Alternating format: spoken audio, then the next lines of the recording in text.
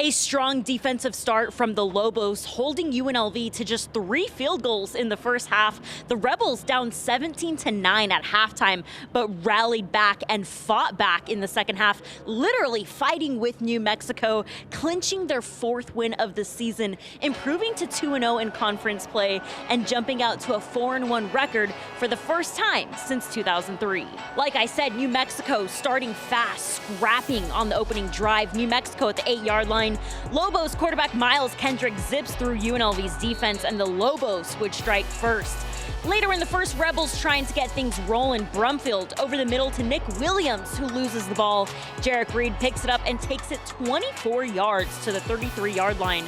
Lobos would capitalize on the Rebels' fumble. Miles Kendrick calls his number again. Kendrick to the house twice.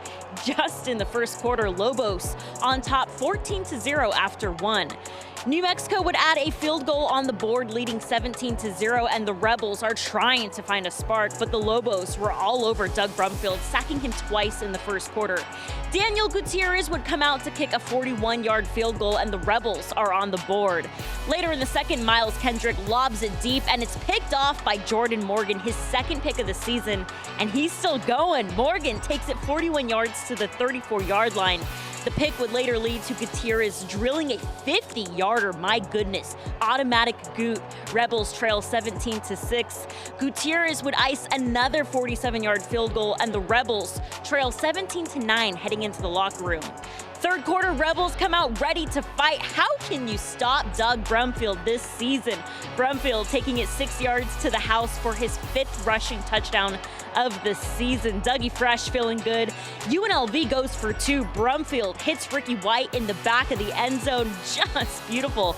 Ricky White out there looking like an NFL receiver. Rebels tie it up 17-17, and they keep it coming in the 4th quarter. UNLV at the 3-yard line. Aiden Robbins up the middle. Rebels take their first lead of the game, 24-17. Things get chippy late night in Vegas. It's 11 o'clock at night. A late hit on Doug Brumfield brought the juice out of the Rebels. 22 seconds left on the clock. Cam Oliver, are you kidding me? His 2nd pick 6 of the season to ice the game, 31-20. The Rebels improved to 4-1 for the first time since 2003. No Donovan Williams or Vic E. Walker for the Runnin' Rebels tonight, but it wasn't an issue. UNLV picking up their biggest conference win this season, a 34-point win over Air Force, as UNLV makes a big response from their Utah State loss this weekend. Air Force comes out with some heat from deep, 2nd 3-ball from Ethan Taylor, and the Falcons jump out to a 10-7 lead. Slow start for the Rebels. Justin Webster comes off the bench with his usual big 3. Josh Baker knocks it down from downtown, and UNLV steals the lead 19-17. The Rebels start heating up from deep, knocking down 6 threes in the first half, taking a 14-point lead at halftime, 39-25. The Rebels keep it rolling in the second. Jordan McCabe with the no-look pass to Royce Ham, and the bench goes wild. I see those dance moves, Nuga. Later, Nuga driving to the basket. Mublaka cleans it up with a one-handed dunk. 12 points, 5 rebounds, and 3 blocks from David Mwaka. UNLV shuts Air Force down, picking up their biggest conference win this season, 78-44, as Mike Nuga tells me their 90-75 loss to Utah State sparked a fire in them.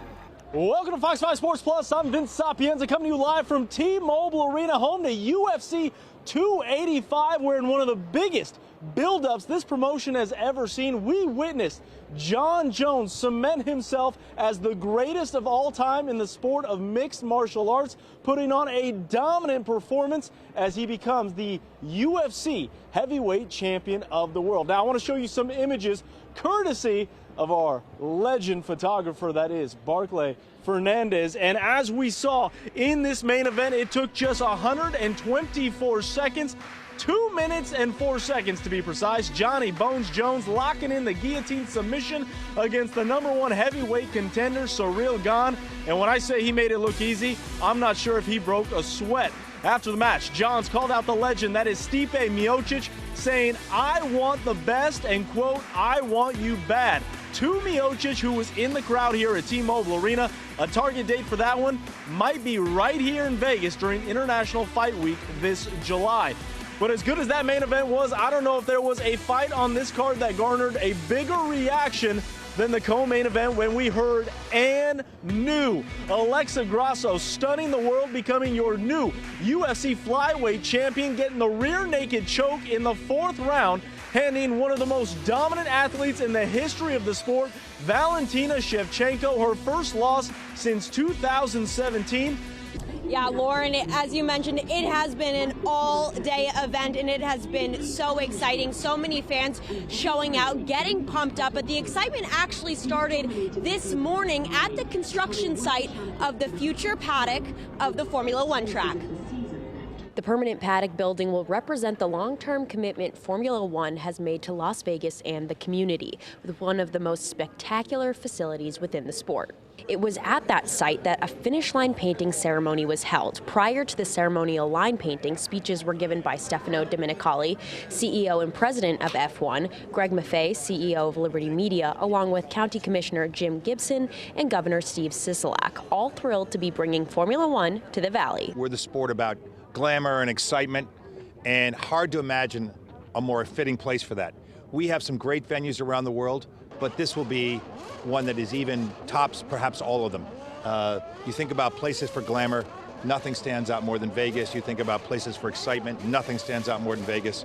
So I think it's a perfect marriage. Fans can come, they can see this, they can imagine what it's going to be like. They can watch this structure actually getting built. They're going to be able to watch the strip getting repaved where these cars are going to be going.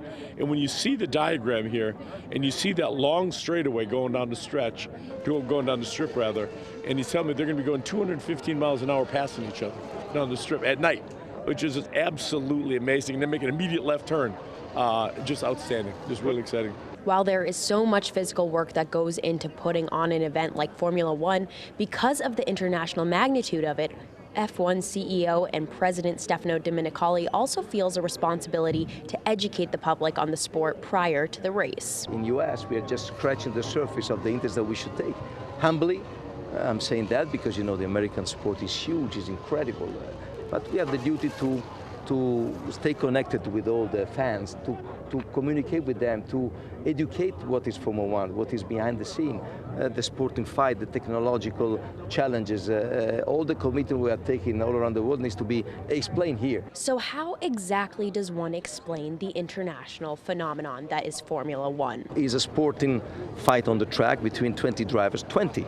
Not 200 or whatever it is, 20 unique drivers that have incredible skills with the most advanced technological cars that will enable also to live the most, I would say that's our aim, the most sporting spectacle around the world.